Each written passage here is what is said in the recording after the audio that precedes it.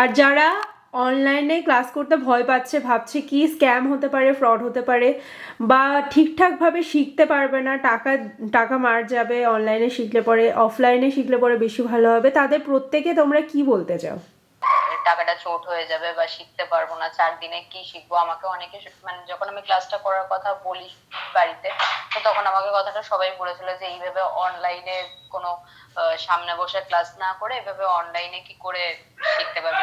Hello everyone, শানুস real collection ব্লগের next ভিডিওতে প্রত্যেককে ওয়েলকাম জানাচ্ছি।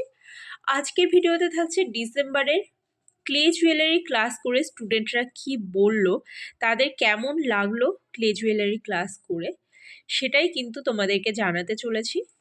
ভিডিওটা শেষ অবধি দেখো, কারণ 5জন স্টুডেন্ট রয়েছে, 5জন স্টুডেন্টের 5 রকম বক্তব্য তোমাদের সামনে তুলে ধরবো। তারা ক্লে জুয়েলারি ক্লাসে কি কি শিখতে পারলো না পারলো, অনলাইনে তারা কতটা কি শিখতে পেরেছে, সেই সব জিনিস কিন্তু তোমরা নিজেরাই ডিসাইড করতে পারবে শোনার পর যে আমার কাছে জুয়েলারি মেকিংয়ের কোর্স এত কম সময়ে তোমরা আদৌ শিখতে পারবে কি পারবে না।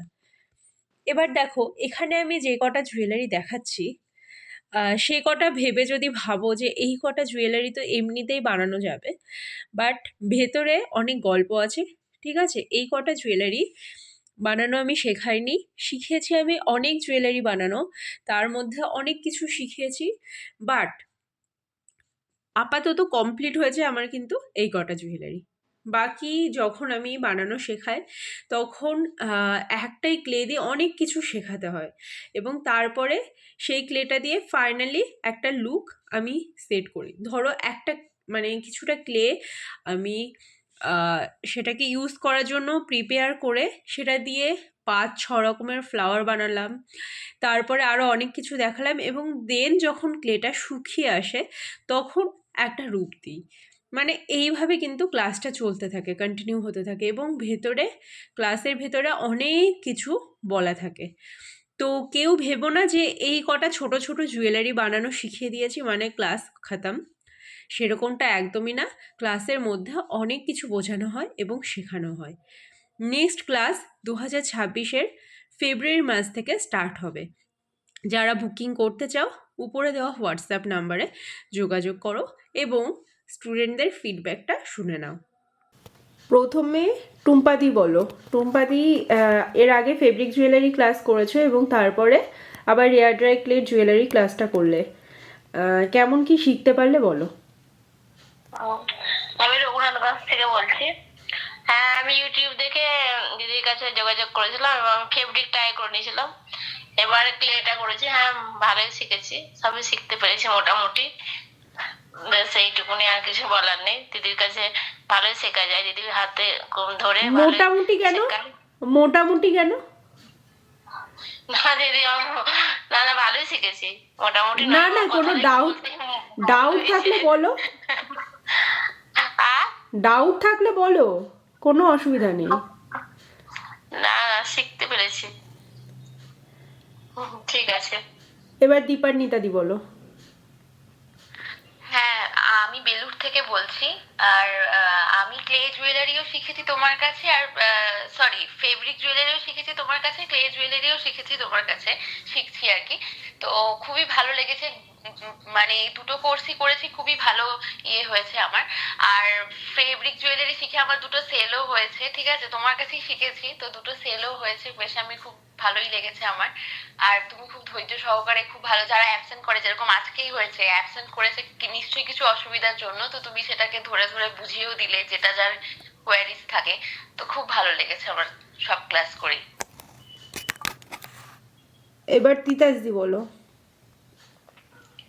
আমি নৈহাটি থেকে বলছি। আমি রিসেন্টলি দিদির চ্যানেলে সাবস্ক্রাইব করেছিলাম, তো সেখান থেকে আমি মানে যোগাযোগ করতে পারি। আর আমার ক্লাস করে ভালোই লেগেছে, আমি অনেক কিছু জানতে পেরেছি, শিখতে পেরেছি। কি কি শিখলে? আমি ক্লের ক্লাস করেছি দিদির কাছে, ক্লে জুয়েলারি। তো ক্লে জুয়েলারি সম্বন্ধে অনেক কিছুই শিখেছি, আর যেগুলো আমার ডাউট ছিল সেগুলো ক্লিয়ার হয়ে গেছে। মানে আমি বলতে চাইছি ক্লে জুয়েলারি ক্লাসে কি কি শিখলে? ক্লে জুয়েলারি ক্লাসে ক্লে দিয়ে কি করে জুয়েলারি বানাতে হয় সেটা শিখেছি, তারপর কড়ি অ্যাটাচ করা, তারপর এই বিডস অ্যাটাচ করা, সেগুলো সবই শিখিয়েছে দিদি। মানে ডিটেলটা বলতে পারছো না তুমি ক্লিয়ারলি। ঠিক আছে, সর্বানিধি বলো কোথা থেকে বলছো আর কি কি শিখতে পারলে সেটা বলো। হ্যাঁ, আমি পুরুলিয়া জেলা থেকে বলছি। আহ, শিখেছি, মানে ক্লে জুয়েলারি সবগুলোই শিখেছি, মানে ওই বিটস লাগানো, তারপর টার্সেল অ্যাটাচমেন্ট, হ্যাঁ, কালার এটা করা, ক্লে জুয়েলারি বানানো, হ্যাঙ্গিং, ফ্লাওয়ার্স, তারপরে ফুল কিভাবে বানাতে হয়। হ্যাঁ ফুল কি করে বানাতে হয়, ভার্নিশ ইউজ করা, এবং ভেতরে আরো ছোটখাটো অনেক টিপস, তাই তো? হ্যাঁ, ঠিক করে গুছিয়ে কেউই বলতে পারছো না, সবাই একবার একদম প্রাইমারি লেভেলে। না, শিখেছি সবকিছুই, কিন্তু মানে এরকম ফিডব্যাক দিয়ে আর কি খুব একটা ফ্রেন্ডলি নই, তাই জন্য বলতে পারছি না হ্যাঁ, বুঝতেই পেরেছি। সর্বানিধি শিখে কতটা উপকার পেলে? এটা মনে হয় তোমার লাস্ট ক্লাস যতগুলো ভর্তি হয়েছিলে তুমি। হ্যাঁ, আর একটা আছে ফেব্রিক জুয়েলারিটা। হ্যাঁ, ফেব্রিক জুয়েলারিটা সামনে রয়েছে, বেশিরভাগটাই কমপ্লিট হয়ে গেল তোমার। হ্যাঁ, হ্যাঁ, অনেক কিছু শিখতে পেরেছি, না কিছুই জানা ছিল না আর কি, ইউটিউবে দেখে দেখেছি, তারপর বলছি কিছু একটা মানে ইয়ে থাকলে ভালো হয় আর কি, তাই জন্য তোমাকে পেয়ে কাছ থেকে। এবার প্রিয়াঙ্কা দি বলো। হ্যাঁ, আমি হাওড়া শিবপুর থেকে বলছি। আমার শিখে খুবই ভালো লাগলো। আর আমি নিজে ক্লে জুয়েলারি বহু বছর ধরে মানে বানানোর চেষ্টা করি, নিজে নিজেই চেষ্টা করি, যেহেতু আমি ফাইন আর্টসে 5th ইয়ার কমপ্লিট। আর এই সব ক্লে নিয়ে আমার 5th ইয়ার কমপ্লিট আছে। আমি সুরভারতী সঙ্গীত পরিষদের সাথে অ্যাটাচ। তো বাহ, আমার মেইনলি শেখার ইচ্ছা ছিল রেজিনটা। আবার তখন দেখতে পেলাম যে দিদির ইউটিউব চ্যানেলে পলিমার ক্লে জুয়েলারি আর এই এয়ার ড্রাই ক্লে জুয়েলারিও আছে। আমার মনে হলো এই দুটো কেন হয়, সেই জন্য এই দুটো আরেকবার ঝালিয়ে নেওয়ার জন্যই আরেকবার দেখা। আর কড়ি অ্যাটাচমেন্টটা আমি যেহেতু কোনোদিন করিনি, জাস্ট এইটা জানলাম নতুন ভাবে কিভাবে কড়িটা অ্যাটাচ করতে হয়। এই যা আমার ভালোই লাগলো শিখে, মানে নতুন ভাবে আবার একটা জিনিস শিখছি। মানে অনেকদিন আগেই তো শিখেছি এই ক্লে, আর আরো কিছু দিয়ে বানানো যায়। যেমন আমরা আমি যখন 5th ইয়ার দিই তখন বিভিন্ন ধরনের ছবি, দেখছিলাম যে তারপর ফ্রেম, এগুলো করে অনেকে দেখেছি। হ্যাঁ, হ্যাঁ, হ্যাঁ, আরো কিছু মানে আমি বাড়ির জিনিস দিয়ে খুব বানাতাম। ওই ওই, ভুসি দিয়ে, ওই গমের ভুসি দিয়ে আঠা দিয়ে মেখে এরম ভাবে অনেক কিছু করতাম। আচ্ছা, এই হাতের কাজ করতে ভালো লাগে, সেই ভাবেই শেখা আর কি। সেই জন্য খুবই ভালো লেগেছে, আমার নিজেরও খুব ভালো লাগছিল শিখতে শিখতে। আর ওই যেটা ভার্নিশটা আমি নিজেও ভুক্তভোগী আর কি। রেড এর ওপরে হোয়াইট দিয়ে করে দিয়েছি, তারপর এমন ব্রাশ করেছি পুরো হোয়াইটের। তাহলে ছোটখাটো কতগুলো টিপস দিয়েছি, ছোটখাটো কত টিপস দিয়েছি বলো। হ্যাঁ, হ্যাঁ, হ্যাঁ, আমার বেশ ভালোই লাগলো, কারণ আমি নিজেও তো এটা করেছি, নিজেও এটা ভুক্তভোগী আর কি। বেশ ভালো লাগলো আমার শিখে। আর যারা অনলাইনে ক্লাস করতে ভয় পাচ্ছে, ভাবছে কি স্ক্যাম হতে পারে, ফ্রড হতে পারে, বা ঠিকঠাকভাবে শিখতে পারবে না, টাকা টাকা মার যাবে অনলাইনে শিখলে পরে, অফলাইনে শিখলে পরে বেশি ভালো হবে, তাদের প্রত্যেকে তোমরা কি বলতে চাও? আমি এই ভয়টা সবচেয়ে বেশি পেয়েছিলাম আর কি।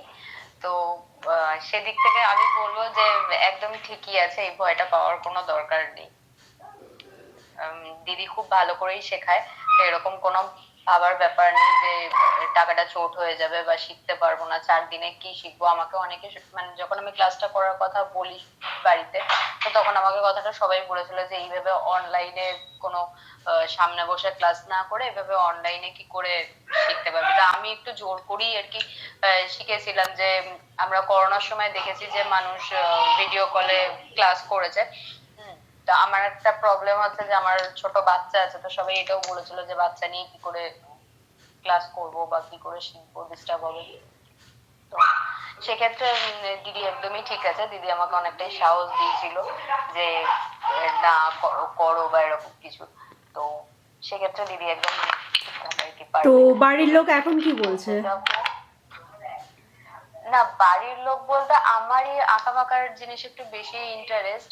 আমার শাশুড়ি মা আর আমার মা আমাকে উৎসাহ দেয় ঠিকই, কিন্তু মানে তারা খুব একটা বোঝে না আর কি, হ্যাঁ, মানে বুঝতে কি পেরেছি। করবো না করবো অতটা না বোঝে মানে এবার টাকা আমি স্ক্যাম হয়নি, যেহেতু- তুমি ঠিকঠাক শিখতে পেরেছো, এটাই প্রতিক্রিয়া কি তাদের, আমি সেটা শুনতে চাইছি। হ্যাঁ, না এটাতে তারা ঠিকই আছে যে না, তারাও বুঝতে পারেনি জিনিসটা। এখন যেহেতু চারিদিকে এরকম ভাবে হ্যাঁ হ্যাঁ, অনলাইনে সেটা তো স্ক্যাম হচ্ছে স্বাভাবিক। অনেক, তো সেই জন্য ভয় পেয়েছিল। যেহেতু আমি একটু ফিনান্সিয়াল প্রবলেম আছে, সেই জন্য হ্যাঁ, আরো সমস্যাটা ছিল যে হলে আমার কি হবে। প্রথম স্টুডেন্ট যে ছিল, আমার নামটা মনে নেই সিরিয়াসলি, কারণ অনেক দিন আগেই তার সাথে মানে একটা ফালতু কারণে ঝামেলা হয়ে গিয়েছিল। আমি শিখিয়েছি, আমাকে বলছে আমি শেখাইনি, হয়তো শেখাওনি। আমি বারবার বলছি আমি শিখিয়েছি, বলছে কি তুমি শেখাওনি। ওর কাছে হয়তো 1000 থেকে 1500 টাকা মতো ছিল, ফাইন্যান্সিয়ালি কন্ডিশন এরকম অবস্থায় ছিল। বলছে কি যে করে হোক আমাকে উদ্ধার করো। তো প্রায় কত দিন ধরে যে আমাকে জিজ্ঞাসা করেছে আমার কি ভর্তি হওয়া উচিত কি উচিত না, আমি বলেছি ইচ্ছা হলে হও, না হলে না হও, আমি কাউকে কোনোদিনও জোর করিনি।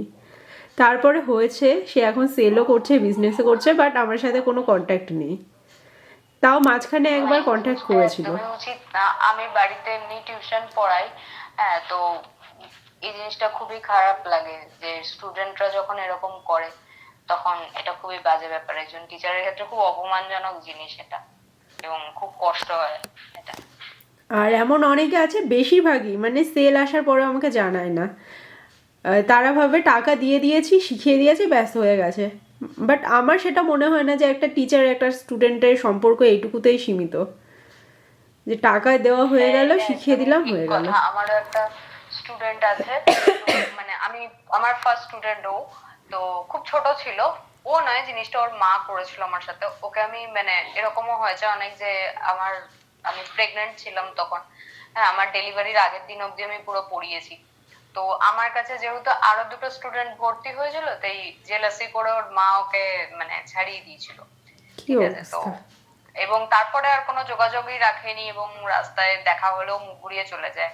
হ্যাঁ, তো সেক্ষেত্রে সেই জিনিসটা খুব খারাপ লাগে যে ওকে আমি, অনেক সময় এরকম হয় যে আমার খুব শরীর খারাপ, কিন্তু না ওর পরীক্ষা কামাই হবে, তো সেই জন্য আমি পড়িয়ে দিয়েছি আর কি।